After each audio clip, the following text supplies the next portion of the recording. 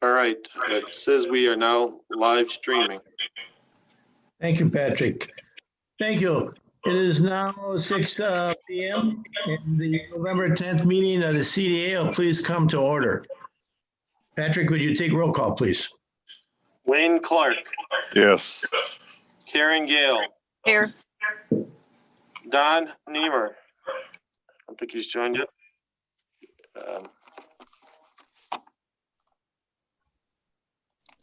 One second. Alderman Weigel is just joining us. Alderman Haas, Here. Jerry Mutter, Chris Sogstead, Here. Alderman Weigel, Here. and one second here. Don Niemer. Don Niemer.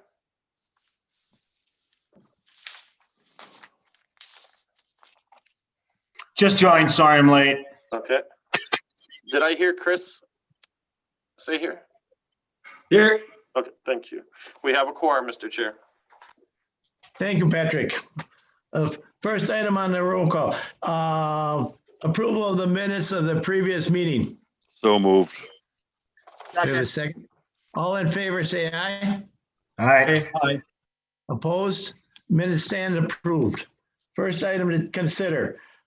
The public hearing to consider the sale of public land located at 6749 and 51 West National Avenue, former Perfect Screw property, tax key 4540251-001, 6700 West National, former portions of the National Salvage, tax key number 4540252-000, and portions of 6700 West Missional, tax key 4530564-002.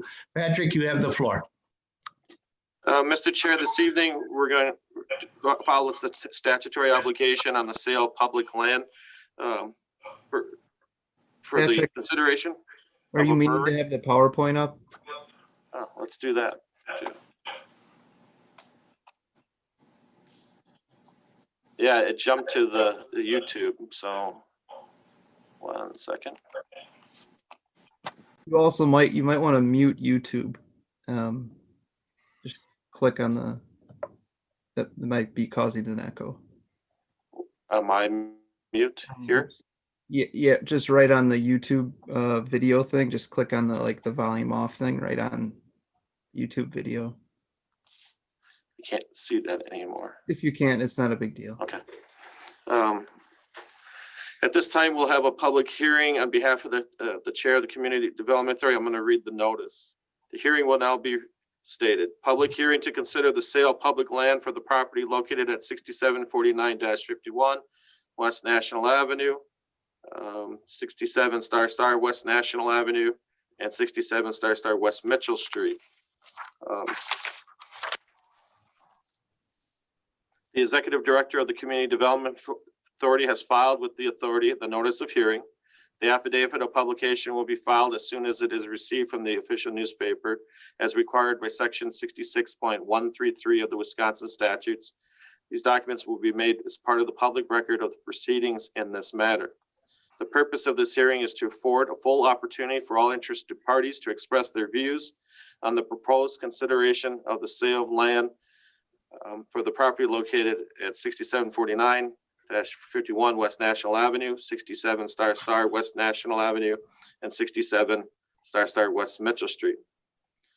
Following the close of this hearing, the authority will consider and vote on the resolution authorizing the sale of land for the property located at 6749-51 West National Avenue, 67 * West National Avenue, and 67 * West Mitchell Street. If adopted, the resolution will be submitted to the Common Council of the City of West Dallas for approval as provided per the statute 66.133 of Wisconsin statutes. On behalf of the chair, I will now discuss the item up for public hearing.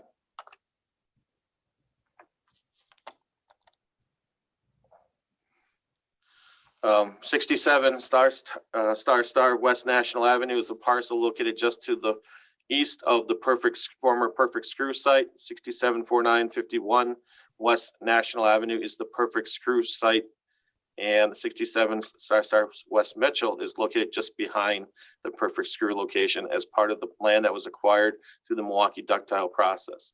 The CDA purchased the property for $650,000. The Perfect Screw site, and that is around 0.98 acres.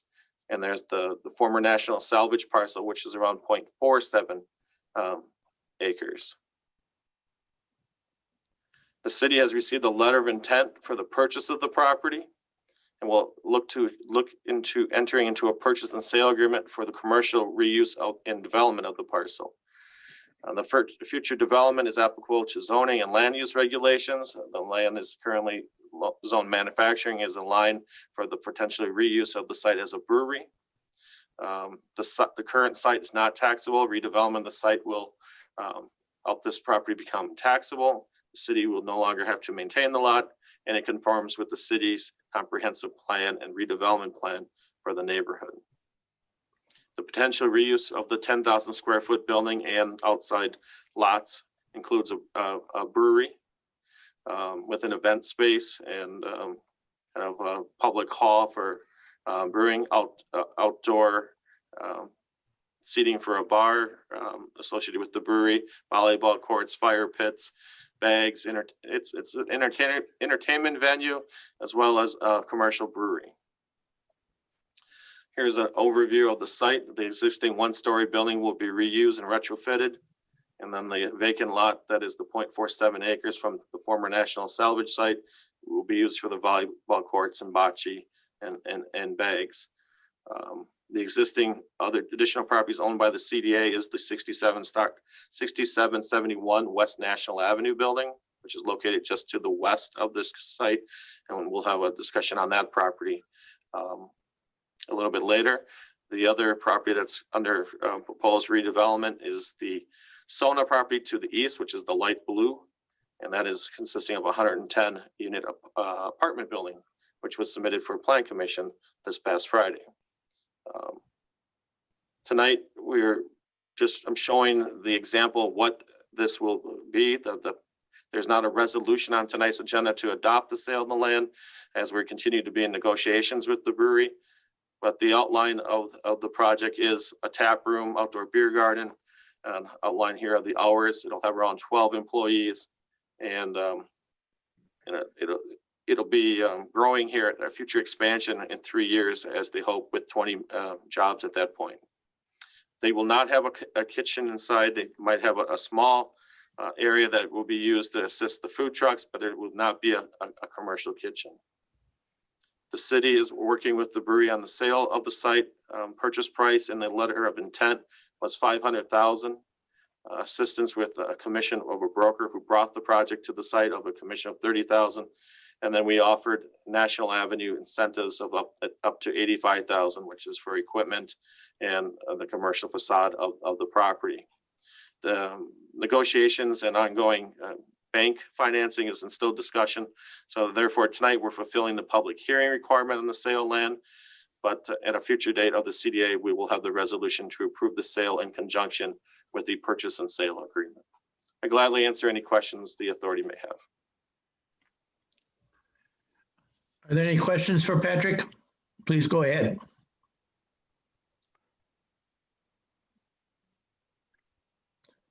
Hearing no questions, Patrick, you have the floor again. There are no parties wishing to address the authority. I declare the hearing closed, and it will now proceed to the next order of business. Thank you, Patrick. We'll go to the next public hearing. Item 3, public hearing to consider the FY 221 public housing annuity plan for housing and urban development HUD housing choice voucher HCV program. Patrick, you have the floor. On behalf of the chairman, I will read the notice for public hearing. Public hearing to consider the Community Development Authority of the City of West Dallas, U.S. Department of Housing and Urban Development, Section 8 Housing Choice Voucher HCV program. This will seek public comment and consideration of changes to the Community Development Annual Action Plan relative to the Section 8 program. The Executive Director of the Community Development Authority has filed with the authority the notice of hearing. The affidavit of publication will be filed as soon as it is received from the official paper and as required by U.S. Federal Code. The documents will be made a part of the public record and recordings of this matter.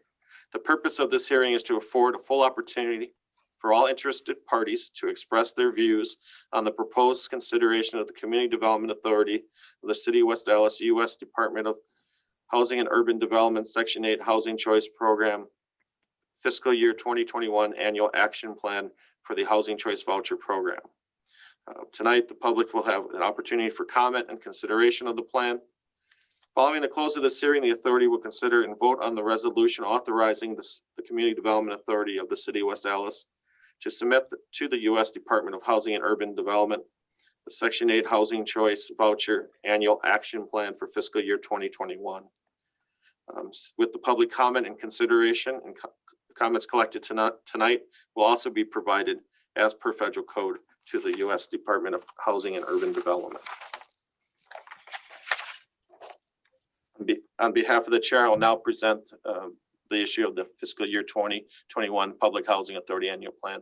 This is a federal requirement that the CDA conducts annually to have a plan for the Section 8 voucher program. Currently, we service around 606 annual vouchers. That's what our authority is for the vouchers. So we have 149 VASH vouchers, 102 project-based vouchers, and 355 vouchers that are portable and used throughout the city. The estimated budget for fiscal year 2021 is $3,090,821. There are no substantial changes to from the 2020 plan to 2021, other than that the city will hope to implement a family self-sufficiency program as previously presented to the CDA at a prior meeting. I gladly answer any questions regarding the Section 8 voucher program annual plan. Are there any questions for Patrick at this time? Mr. Chair, it's Alderman Marty Weigel. Go ahead, Alderman Waggle. Patrick, for the new guy here, those project-based, or those are tied, the 102 project-based, are those tied to specific addresses and specific projects? We can't hear you. Oh. Hello? Hey, Hello, Yep. You faded can you out. hear me now? Oh, Not I'm very sorry. well. The 102 project-based vouchers, are those tied to specific addresses? Very good question. The 102 project-based vouchers are for Beloit Road Senior Housing. Okay, The 149 VASH stands for Veterans Affairs Supportive Housing Vouchers, and those can be used not only in West Dallas, but throughout the Milwaukee area. okay, thank you. Are there any other questions regarding this matter for Patrick?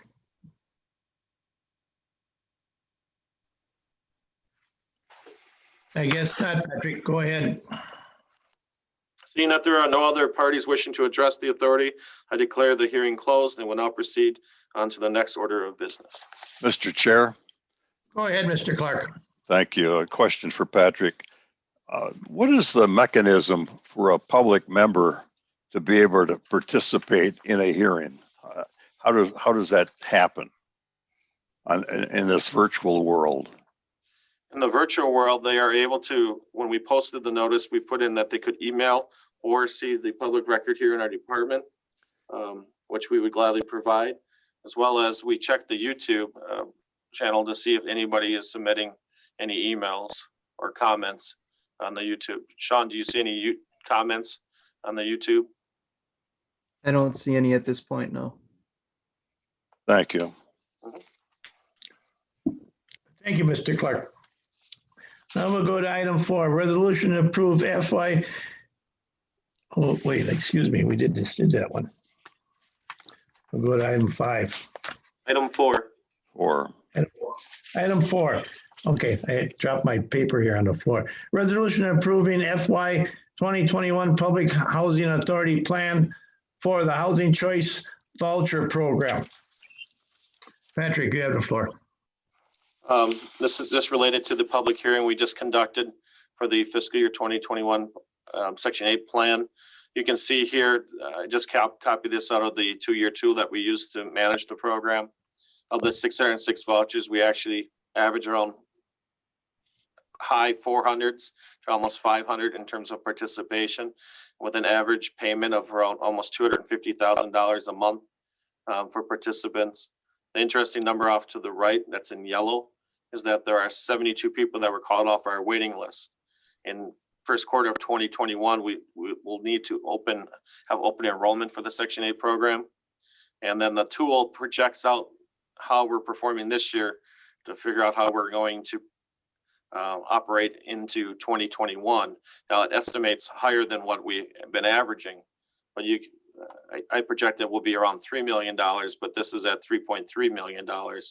And that also has a higher inflation factor built in the 2-year tool. So they budget high for this, but this is the budgeting tool and management tool for the Section 8 voucher program.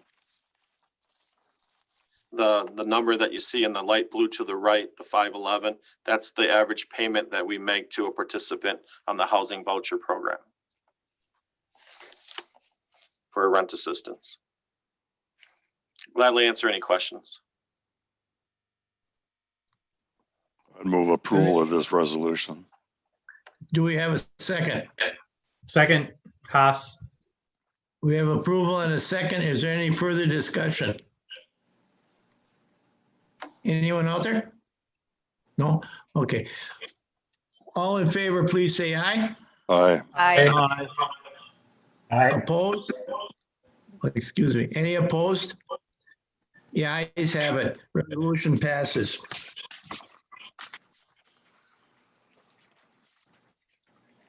Item 5, resolution to approve a letter of intent agreement with Whiteco Development Corporation for the property located at 6771 West National Avenue and potentially portions of 6700 West Mitchell.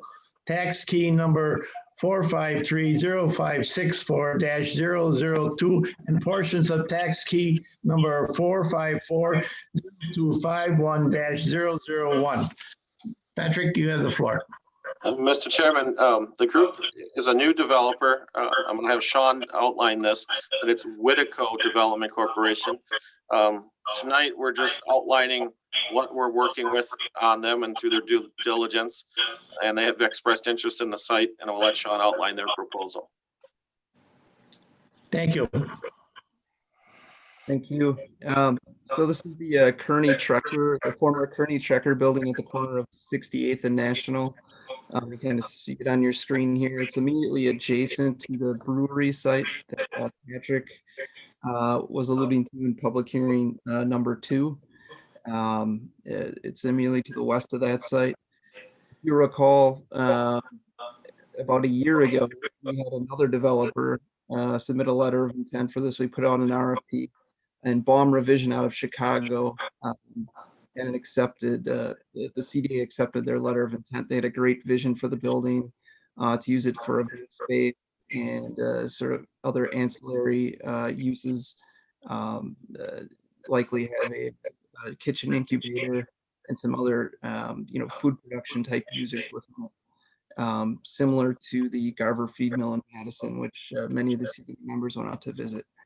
So they were set up to do pretty impressive things here, and then the pandemic hit, and they put all of their investing, all of their redevelopment work on hold, as just based on the sort of assets that they held.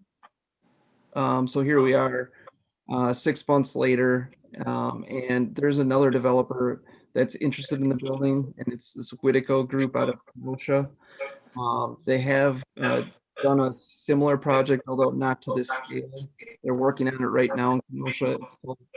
It's the former Barden's shopping center. And it also has sort of historic elements to it, and some similar sort of funding mechanisms that would probably, play into this property as well.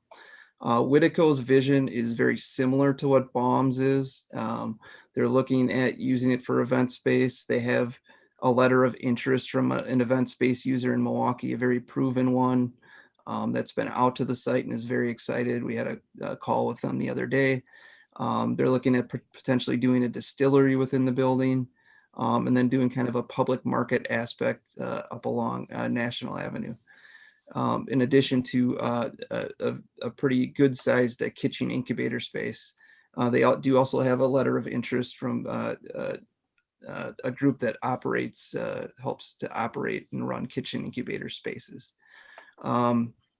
They've done their homework with contractors, early stages.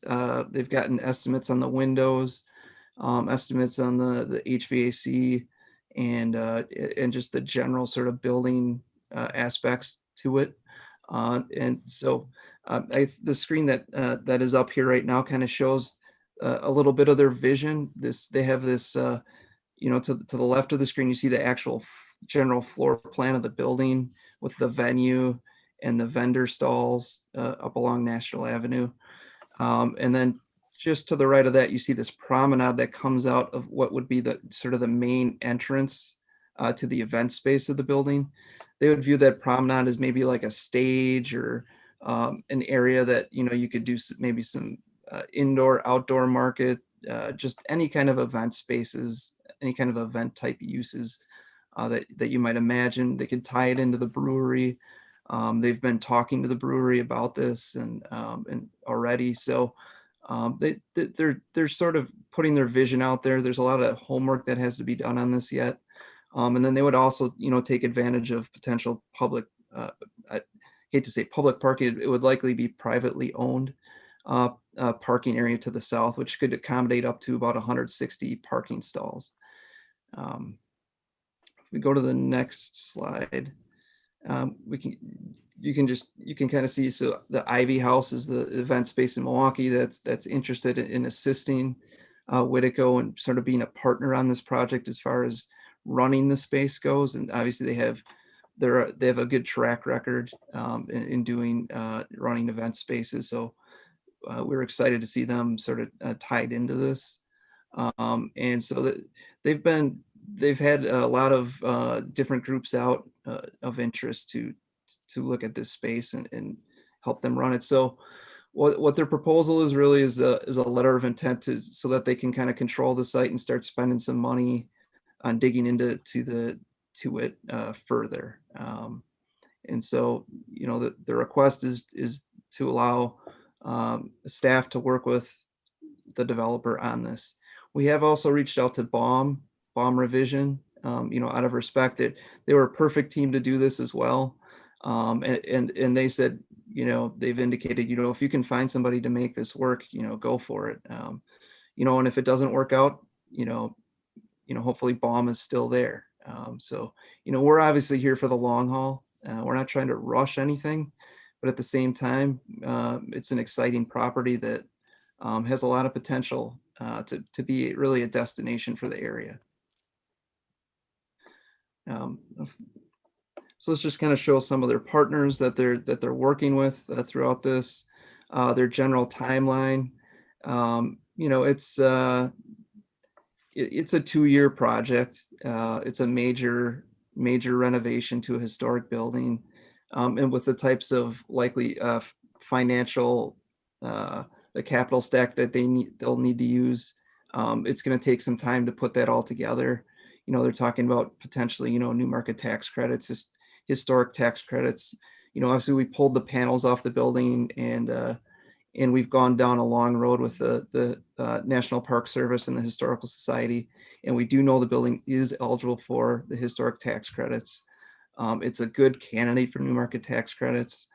We do have some available TIF that perhaps could work as well, that we had talked about using potentially with Baum. So it sets up nicely. It's very early stages. We're excited, but cautiously optimistic. I'd be happy to take any questions on this. Mr. Chairman, Go ahead. a question for Sean. Are there any legal entanglements between us and Baum, even though they've said if you can find somebody else, go ahead, proceed? But is there any legal issue? No, their letter of intent is expired, so that the site is just under CDA control. All right, and then the next question is, you mentioned at the top of your presentation that there's another developer that's interested in this site. If I understood that properly, why wouldn't we wait just a little bit on this developer and see what the other developer has to offer? In other words, flesh that out a little bit. Perhaps I misspoke. Whitico is the only developer that's come forward on the property. Then I misunderstood. I'm sorry. No, it's okay. No problem, Mr. Clerk. Are Thank there you. any questions?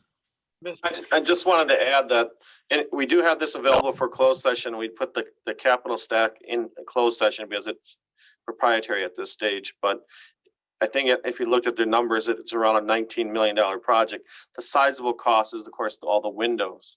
And they're being creative and exploring some unique things, possibly a Department of Energy grant. They're exploring other partnerships in the community. It's going to be an interesting review of the performance to figure out how this cash flows. But they're very energetic. They're calling around, checking with the various construction companies, people doing their due diligence, bringing people through the building, which we appreciate. We are in the midst of a pandemic, and food businesses are some are doing really good, some are hurting. So this shared kitchen concept and this has come up a few times with prospects. So this would be a nice addition to our community and meet an ongoing need. The small businesses, food related inside, I mean, it's hard to sell that space when it's in the condition that it is right now. So that's the same thing Baum was trying to negotiate leases on the space and then do the construction, but then you're still waiting 2 years to get your space. So it is an extended project, and we will continue to negotiate and come up with the best terms to advance this project. Mr. Chair, question for Patrick. Go ahead, Mr. Clark. What is the length of this, the terms of the letter of intent? We're asking the authority to provide up to 180 days for the letter of intent to help them do their due diligence. And that kind of aligns with the January, hoping to put a development agreement together by that point. On that basis, can we go ahead and make a motion to approve this resolution? Thank you, Mr. Clark. Is there a second? Second. Is there any further, is there any further discussion for this resolution? I don't know if you actually, we keep going. Yeah, I had the capital stack in closed session, but we can, we'll keep going. All right. So, all in favor? Aye. Of Aye. this resolution? Aye. Aye. Any opposed? Resolution passes. Thank you. Item 6, discussion regarding the development of South 76th Street and West Hicks Street. Mr. Patrick, you have the floor. This is around an 1.5 acre parcel that was a commercial dry cleaner. It's had some environmental history on the site, and I remember being there the day they had this machine that was kind of a 15-foot auger into the ground and turning the soil into a milkshake with adding an oxide to the soil to counter the contamination that was in the ground. While that has worked and they were able to get DNR closure on this site, there is a local business that has interest in this site, which we can talk about in closed session, with the idea of building a 20,000 square foot showroom on the facility, and the potential to not only bring their current 27 jobs to the site, but add 10 future jobs to the project. They have struggled with some of the costs, which we outlined in closed session. This is a proposed site plan. It would be a state-of-the-art showroom with offices and then service vehicles at the site. The site gets around 3 semis a week. They have 14 service vehicles. It would be a nice fit and help a local business grow within our community. We'll show you the architectural style and all that, and the issues about the incentives in closed session. Thank you, Patrick. Is there any questions regarding Patrick's statement here? If not, we'll go to item number 7. Resolution to amendment of financial estate consulting services with SB Friedman Development Advisors in the amount not to exceed $25,000. Patrick. Mr. Chairman, we've been having a working relationship with SB Friedman, reviewing the SONA and NONA deals. They've been very effective in helping us negotiate terms and financial agreements, and they've actually done some retrospective look of all the residential developments that are proposed and that have been built. So we'll be using that as we look at NONA or SONA in terms of public participation and financing. At this time, we would need additional 25,000 to absorb the costs of continued negotiations and putting together development agreements here within the city. Mr. Chair, a question for Patrick. Go ahead, Mr. Clark. Thank you. SB Friedman and several other firms are regular providers of service to the city, to the CDA. Would you provide us with a picture of the 2 or 3 largest contractors that we use so we can see financially what in the world we've spent? I mean, it's 20,000 here, 30,000 there. And I'd like to see a picture of what in the world we're spending in total. I think it adds up to a fairly significant number. We can get that. I think we provided that a similar document maybe 6 months ago, but we can look to update that. Definitely, we'll have staff look at. You said the biggest 3 or few. Yeah, I think that anytime, because they come, it's a recurring request for monies. Why don't you, every time one of these top 3 or 4 or whatever it should be comes before us, give us the picture of what's been spent and where we are. Okay. That would be my request. Thank you, Mr. Clark. I believe that we did in the past, you started to, you had a graph, and for some reason, and I know your people are busy, it probably just didn't get followed through as we originally intended. So thank you. Now we'll go to item. I'd back up and move approval for the, whatever it is, couple of $100 million for Friedman. That's what I'm waiting for. It's been moved for approval and do we have a second? I second. I'm sorry, I didn't hear it. Is there any further discussion for this resolution? If not, all in favor, say aye. Aye. Opposed? None. Resolution passes.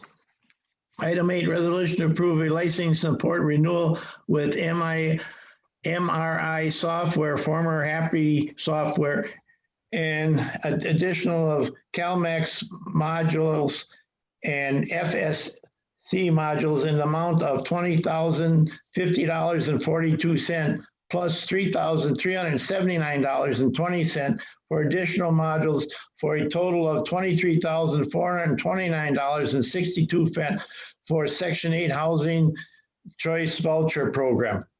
Patrick, you have the floor. Mr. Chairman, the first item of this is the main software that we operate our housing voucher program. So this is paid through the admin fees that are generated from HUD for servicing housing choice voucher participants. It was Happy Software. Now it's owned by MRI. These companies sometimes are purchased and acquired, etc. We are starting a family self-sufficiency program, and they have a module that helps with the coordination of participants. And it's both of these are around $1,500. The other CalMax module is a feature that can be added on to the Happy Software to allow participants to be texted that we're coming to do their inspection, similar to your doctors, or maybe if you get a service call from a contractor of some sort, you get a notice saying we're in the area, we're coming. So just so you know that it goes right to your phone. So in other words, your doctor or dentist, like for my kids, they sent an appointment notice to my phone, alert me that, reminding me of the next day that there's an appointment. And this is a module that can be added in, and then it logs it all within the software that we have. And we're recommending approval of the renewal of the software and the purchase of these 2 modules. And like I said, it's all paid through the admin funds of the Section 8 voucher program. Thank you, Patrick. Are there any questions regarding this from Patrick? If not, can I have a motion? Move approval. Second. Is there Weigel. been moved for approval and second? Any further discussion? If Patrick, Alderman Weigel, did you have something? Nope. Okay, excuse me. All in favor, say aye. Aye. Aye. Opposed? Resolution passes. I should just add that the item 3 that was on there was actually part of a Greenbelt project for lean management for our admin person who's now a housing specialist. And she said it would coordinate and be more efficient than generally with our participants, and it would save staff time. So it was a great project for her and her Greenbelt, and she received her Greenbelt for that. So. All right, thank you, Patrick. We'll go to item number 8, resolution approve purchase of 1 additional triage and service agreement to support operations of West Dallas City Hall Customer Service Center from Dynatouch in Invective Technologies in the amount not to exceed $42,553. Patrick.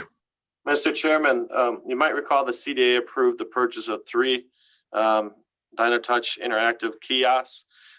Both of these, all these kiosks have been presented to Common Council for approval, as the city is looking to participate in use of these as well. The kiosk is really to help with our Section 8 voucher program, where participants could go onto this and enroll, submit information. It has a scanner, it has a video. They can submit documents into the lockbox that's at the bottom. They would be 2 of these here and 2 of these at the health department. The funds for the current $42,553 are coming out of the Section 8 admin reserve. Okay, thank you, Patrick. And then at the future date, when we determine the proration factor of how much city time will be spent on there, the voucher program will be repaid for that proration. Do we Mr. have Chair, any- I have a question. Go ahead. Yeah, and Patrick, so as the budget moves through the process, it looks like housing is going to stay with development rather than moving to the health department. Mhm. With the assuming housing does not move to the health department, does that mean you don't need 2 at the health department, and that you need less than 4 machines, or do you still need 4 machines? It was determined that we would like at least 3 of them potentially here and 1 at the health department, or we were going to put 2 at the health department if staff moved to the health department. But either way, if we had 1 there and 3 here, it would be advantageous to have these with other city programs on them as well. Okay, so yeah, it would make sense to have it at least 1 at the health department, even if housing doesn't Correct. move to the health department. Right. Okay, And, thank and you. we may even decide to put 1 at the library of these. So idea is to at least have 4 that we can be flexible with. That makes a lot of sense to me. Thank you. And these all align with the strategy of the CSC implementation, the Customer Service Center here at City Hall. Right. Are there any other questions regarding Mr. this? Chair, Go ahead. this is Don Niemer. Question, Patrick, Mhm. is this an annual fee? No, this is the 42,553 includes a 2-year service package. I think that's around $7,000 or $4,000 a year. So the actual purchase is 30 some. I can look it up here for the machine. But it's 2 years of service, and then it's the purchase of the. I'm trying to find the Okay. quote. The machine, the base package is 34,102, and then we bought 2 years of service, which totaled out to be 42,553. And you mentioned it was going to be paid for out of a reserve fund? Correct. So The housing voucher program has a balance of around 700,000 in admin reserve made from the annual fee of servicing voucher participants. As I outlined the number at 400, almost 500 participants, of each of those, we make around $40 to $50 per person that we assist. And then that goes into paying for our staff time, but we've operated under, frugally or with, responsibly. Sure. And we've actually made money as a housing authority versus like some other housing authorities are actually supplemented with general obligation dollars to help pay for their housing authorities. Sure. And so this is 2-year service, and then from then on, will it be like a regular budgeted line item, the ongoing service? Yeah, we'll explore that. One of the unique things is they monitor the links to make sure that none of them get broken. They help make sure there's links on here to Social Security, child support, or other agencies, and they make sure that those are functioning. They also make sure which ones are, what are people looking at, to make sure that we have the top ones right at the front on the main page. So they do monthly checks on the machine itself as well. My concern is that we don't set up an ongoing requirement to use the reserve fund Well, yeah, I see what for you mean. future maintenance contracts, right? Right. We'll make sure that it is a budgeted item after the 2 years to make certain that we have a service renewal fee in the budget for the voucher program. Thank you. Okay. Thank you, Mr. Niemer. Are there any other questions regarding this item for Patrick? If not, can I have a motion for the resolution? I move approval. Do we have a second? Second, Don Niemer. Thank you. The motion been approved and second. Is there any further discussion? All in favor, say aye. Aye. Aye. Opposed? Resolution passes.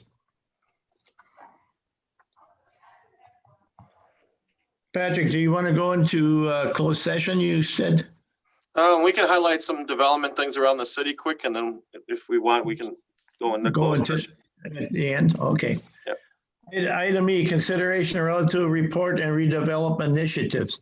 Patrick, you have the floor. I'm gonna turn this one over to Sean.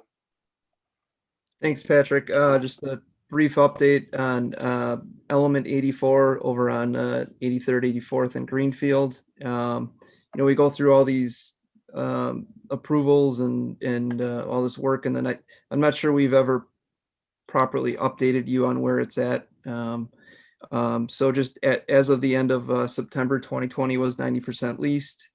Of the 203 units, it hit the mark as far as the per square foot rents at about $1.50 a square foot, and it assessed out at a nice number, even a little bit higher than we had expected. So assessed value as of 9/24/20 was 20.7 million, and because it wasn't fully stabilized, we were expecting it at full stabilization to be around $30 million. So nice project. It's been a nice addition to the neighborhood, on top of obviously the value that it's brought on. Mr. Chair. Go ahead, Mr. Niemer. Thank you. I just wanted to comment. I greatly appreciate the follow-up. That's very helpful, and it's helpful to understand how it's performing based on how we plan. So I really appreciate it. Thank you. Welcome. Go ahead, Sean, you have the floor. UHS, this is just, as you may know, just 60th and Mitchell, just immediately south of sort of the areas that we were talking about earlier, both the brewery that we had the public hearing for the land sale on, and then the Kearney Trekker building. Construction is, if you've driven by recently, is flying along. And so this is just we get these construction updates every week or two from them. And so this is just a picture of the site, of the progress that they're making. You can see they're putting masonry on the building already, and sort of trying to enclose it in time for winter here. And it looks like they're accomplishing that goal. Yeah, this project is moving along nicely. On the market, just I'm going to have Sean outline a little bit more of this one, but I just wanted to add that Mandel has submitted plans for Plan Commission on this last Friday for construction of 110 Class A apartment development, which has around 5,000 square feet of retail, as well as plans for the Makers Row, which we've showed previously, and we'll have some images of that here and coming. It's around 15,000 square feet of retail. Staff did sign an LOI and did send it to Mandel for advancement of this project, and we continue to work on that document. But the good news is that they have submitted plans. Sean, you want to proceed? Yep, like Patrick said, those really the first phase of the project is that the Sona lofts, the 110 units, and then the Makers Row phase 1 area up on the corner. So the two areas along National are the phase 1 portion that Mandel Group is committing to build. These are just our quick, action steps that Patrick kind of ran through. And in addition to sort of what Patrick had noted, Mandel Group has received a few term sheets from banks, and that sort of allows us to get into the next stage of negotiations and sort of dial in on what the numbers are going to look like going forward. So it's a lot of progress is being made on this, and if all goes well, could be under construction next spring, next summer. So it's moving along. You can see some of the plans here that they've submitted for Plan Commission review. It's going to kind of have, if you've seen, their first apartment building north of National Avenue, the west. It's a pretty striking building. This will have the same sort of striking look. It's just going to be a little bit of a different look. So they're using a mixture of brick and metal and really large windows. The units have large ceiling heights. I think the first and second floors are around 11 feet, 11 plus, and then the third floor sort of loft units are more around that 12 and a half foot range. And so just big windows. Mandel Group, they're very, thoughtful with their projects and very detailed, and they pour over everything on these. And I think you could hopefully see the results of that on their previous apartment project, and they've allowed us into their design meetings, and so we are excited. You can see the pool. This project currently has a pool tied to it to the back, sort of facing the parking lot there. And yeah, go ahead. Just yeah, I'm sorry to interject, but the image at the top is looking west on the elevation. So this is the inside elbow. So National Avenue would be along on the bottom image, along the pretty much the left-hand side, and then this is looking east on the bottom. So just to kind of give you a feel how this would be laid out on the site, and then a similar patio style amenity on the end cap with the retail as you would enter into the Sona area. Yep, so like Patrick mentioned there, right at the corner there, they have that, and you can kind of see it on here as well. They've got that little 3-story commercial area. The first floor is a commercial space. The second floor is residential units, and then the third floor is the shared amenity space. And there'll be a driveway sort of between that and then the Makers Row, the coffee space that'll be next door to it, and it'll tie in nicely. So this is just another visual of the elevations. It looks like perhaps you're at the bottom here, you're looking from National Avenue at the building. Looking south, right? The orange on here might not be reflective of the actual color. It's called terracotta. So I'm not certain if the orange on this image is coming through the documents that have been submitted to Plan Commission. So this is the parking diagram. This has come up a few times at CDA and other meetings, and we wanted to bring this to your attention. So this is the middle court of the Sona development site. Up to the left, you see National Avenue kind of diagonal to the left-hand side of this image, and then 66th Street here to the top of the page. North is to your left. Farmers Market would be right below that Sona parking diagram image. So within the courtyard area here, you have residential parking. Recall there's around 40 parking stalls here for the residential reserve parking. The purple will be, it's not going to be signed, but it would be for public or business people visiting this area to use any of the businesses or visit the farmers market. Green, again, is Makers Row employee parking for the, we're working on the coffee roaster or other food businesses within that cluster. But that identifies the parking field that is proposed within the site plan. Following along the green in the court area, it extends south towards Mitchell, and it will connect to Mitchell. And we will have to meet with Higgins to discuss access to their building. The property line is very tight to this. I think it's 35 feet from their building in terms of the property line, and then they would need a larger turn radius to be able to get into this site. The easement doesn't necessarily grant that, but that's something that we'll work with Higgins, as well as we want to make sure this site is landscaped well. They have an outside storage area just to the north of their property along the Lot 3 site. To help with the development of Lot 3, that we have to make certain this courtyard looks good, not only there, but also from the views from the apartment building. Go ahead, Sean. Yes, view of the Makers Row space, the coffee roaster and retail, and they have sort of it'd be their headquarters at this location. So they'll have some office space as well. So just kind of an interesting look to the building, large windows, and that's the view right from the corner of 66th and National. Looking at the property, you can see they'll have an outdoor area that'll you'll be able to look out over the market at. And then this is just an overhead view. It came through a little blurry, I apologize, but it just shows the space they have a tenant for is the space with sort of the pitched roof there that you see, and then also as part of it is also that little diagonal area in the middle, and then the speculative space is the space to the south of that you see is the flatter kind of square look. And these are just visuals of those buildings.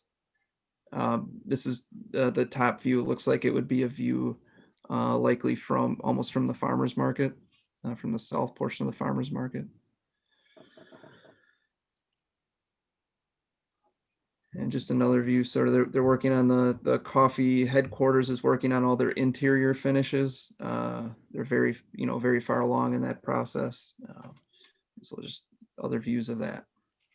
So we're very excited. It looks like they're to go to the December 2nd Plan Commission, and then hopefully for approval of the special use and everything by December 15th at Common Council. You want to talk about the gauge? The gauge, so yeah, update on the 70th Street corridor. Obviously the event space has opened. They had ribbon cutting about a month ago, and they've started to have weddings inside, and sounds like it's doing well. And with all the events that have been pushed off due to the pandemic, it's actually worked in their favor in some ways, as far as the pent up demand for events in weddings in 2021 and even into 2022 has allowed them to pre-book into really 2 years here. So it's set up nicely, although obviously they take a little bit of a hit in the short term here. It sets up nicely for them in the long run. Since this is related to South 70th Street, just a quick update. We have met with Cobalt Partners with their bank relative to the Home 2 Suites hotel development. That is something that will be ongoing. We're discussing and how that might get structured. The hospitality industry has been certainly impacted by COVID, and that's definitely causing a little bit tighter review on the financing of that type of development at this time. So we continue to explore different mechanisms to see how to advance that, but we'll report back here at a future meeting on that. And then relative to the multifamily component of that Ellis Yards development. We at a planning meeting discussed moving B1 to the north and the park area of McKinley to the south. And B2 would move then to like where B1 would be. So, and allow for a higher density development to the north, and then the park adjacent to all the residential apartments or family houses along 72nd Street. All in the planning stages, and we have not seen an updated revised plan as of yet. And that it really came from some follow-up meetings that we've had on the Ellis Yards project.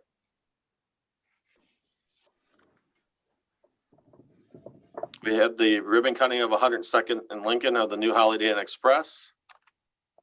And we continue to talk with some eye doctors that have expressed interest in TIF assistance for the purchase of the former Sleep Wellness property. It's assessed around 1.8 million currently. They're investing in nearly $8 million into the property, and it has a potential value of around 7 million after all the improvements and 51 jobs. We continue to see how this operates.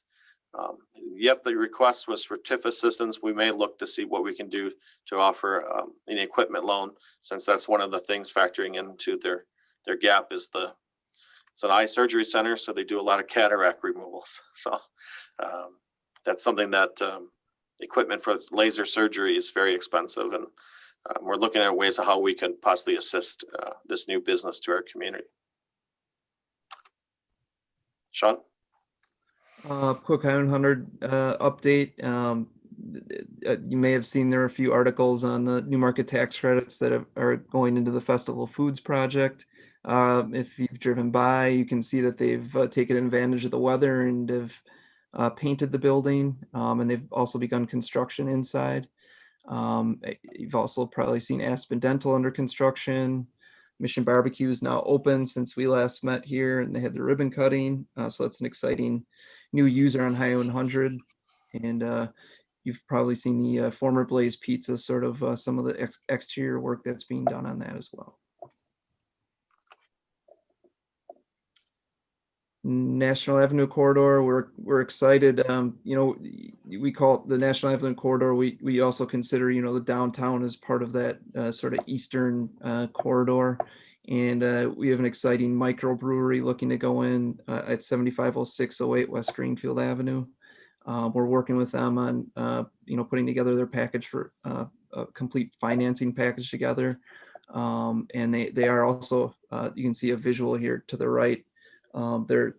They are on the Plan Commission agenda and the Common Council for early December.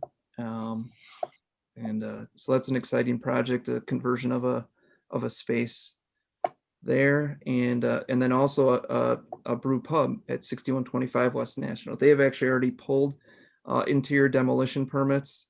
However, they've indicated they're really going to take their time.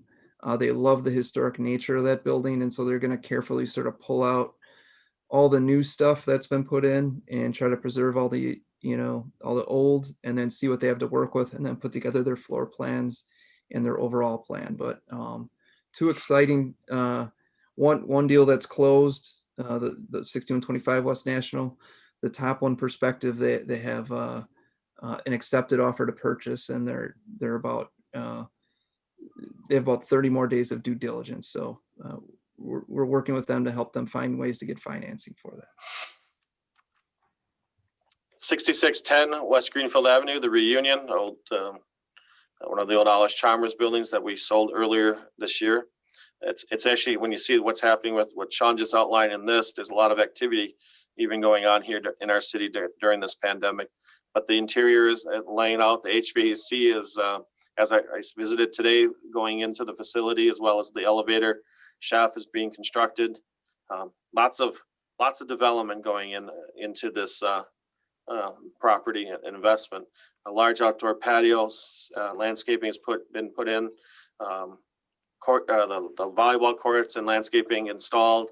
And if you look in the bottom right-hand corner, and you look at this, it's very unique. It looks like a pool table. It will be an outdoor pool table for your. It's like you kick the balls into the to the holes. It's definitely very unique, and it's one of those outdoor games, very COVID friendly during this time. So that'll be the first outdoor pool table that I know that our city has. So I don't know if we have anything really to add to 116 Morgan. We keep it on here because it's a standing question. I know the testing was ongoing and we were waiting for the final findings on that, but we necessarily don't have anything to report at this time. And then closed session. Okay, before we go into closed session, Patrick, I have one question. Whatever, is anything developing with the old funeral parlor on 81st Street? I'm going to refer that one to Sean. Thank you. Sean smiles on that one. That's as you know was purchased by the Bass Bay Group out of Muskego, and they are still interested in. They haven't like given up on the project or anything like that. It's just the nature of that project was a lot. It's a lot of event space and it's a lot of indoor space. People coming together. It's also an expensive project. You know, it's a two and a half. It's like a $2.5 million project. So it's just it's delayed. You know that they're not going to be starting construction here in the next say 6 months on it. It's just that if you can imagine owning a restaurant, a large restaurant, an event space right now, that the hurt that they might be feeling, they don't have the funds to pour into another project. They're trying to survive. They are doing some smaller stuff. They've spun off a food truck. They've had a lot of success with a food truck, and they're spinning that off It's into called Milk Can, right? called Milk Can, and they're spinning that off into some small drive-through kind of diner type things. But those are all projects where they don't have to. They're doing that to help, to try to make money, and that will then allow them to actually, get their major project here done. So you'll definitely see some Bass Bay, some Milk Can announcements. They've announced the location in Muskego, and you'll probably see one or two more. But those are they're not putting much money into those, and then hoping to make some in what is a tough time. So. Oh, thank you. I was curious how it was going along. I understand it's a tough time out there for anybody with a business. So thank you. Occasionally they do park their Milk Can truck outside of this facility. So. Okay, did you want to go into closed session now, Patrick? Yes, please. Okay. For agenda items 5 and 6, the committee may convene in closed session pertinent to the provisions of section 19.85/1/E of the state statutes for the purpose of deliberating, investing public funds whenever competitive or bargaining reasons require a closed session.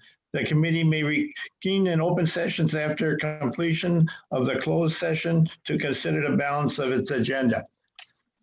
Can I have a motion to go into closed session, please? So moved. All in favor, say aye. We need a Aye. second. Oh, wait, we need a roll call for that. Karen need a will second, second. too. Karen will second. Karen will Don second. give the motion, and then we'll have a roll call. Roll call for that one. I jumped the gun, sorry. Wayne Clark, Yes. Karen Gale, Aye. Christopher Sogstead. Here. Is that a yes? Yeah, yes. Don Niemer, Yes. Alderman Weigel. Aye. Alderman Haas. Aye. Motion passes. If you don't, bear with me for 1 second so I can stop the live broadcast.